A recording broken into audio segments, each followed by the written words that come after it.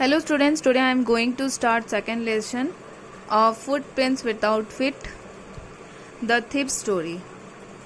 In this video I will tell a short explanation of this lesson. So let's start the topic. This story is about two different people. One is a thief of 15 years of age and the other is a man of 25 years watching a wrestling match somewhere. The name of the person watching the match is Anil. The thief approaches Anil and starts talking to him because he feels that he had not robbed anyone in the past few days and thought that it will be easy to rob a simple person like Anil. They both start talking and Anil asks the thief his name. The thief introduced himself as Hari Singh. This is not his real name as he changes his name every month to escape his previous employers or police. Then they started talking about the wrestlers and Anil was leaving when Hari called him again and asked him if he could work for Anil. Anil said that he would not be able to pay him but could feed him if knew how to cook. Hari lied that he knew how to cook. Anil took Hari to his room which was above a sweet shop. Hari cooked a meal which was really bad because Anil did not eat it. Anil asked Hari to leave but he tried to please Anil. Hari smiled in his most attractive way and Anil could not stop laughing looking at him. Anil agreed to teach Hari how to cook, write full sentence and add numbers. Hari was grateful as he knew that there would be no limit to robbing people once he learned how to read and write. The narrator used to like working for Anil as he used to make him tea in the morning and then go out to buy the groceries for the day. He also used to steal 1 rupee from the money that was given to him to buy the groceries every day. Anil knew that he used to steal but did not mind. Anil used to make money by irregular work. Sometimes he used to borrow money and the other day when he had money, he would be lending it to other people. Whenever he used to get money, he would go out with his friends to celebrate. One day Anil came in with a bundle of notes.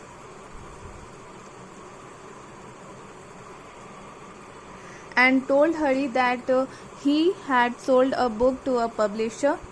At night he kept the money safely under the mattress of his bed. Hari realized that he had been working for Anil for more than a month and had not stolen anything apart from the 1 rupee that he kept every day from the grocery money.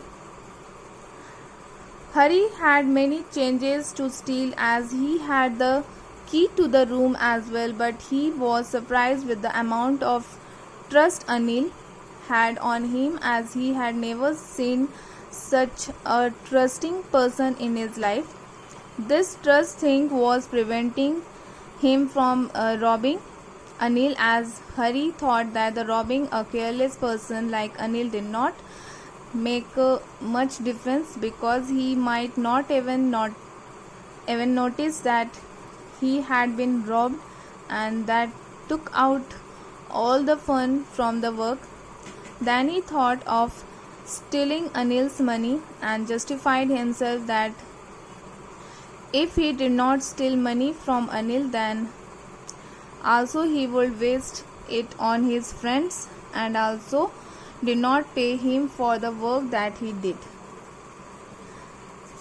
Hari then woke up at night and quietly crawled to Anil's bed.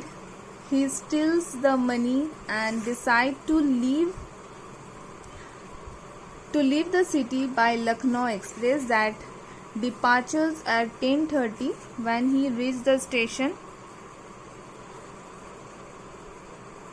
the train had slowly started moving from the platform. He could have easily caught the train, but he hesitated, and he himself did not know the reason for it. Before he had reached the station, he counted the money, and it was 600 rupees in 50 rupee notes.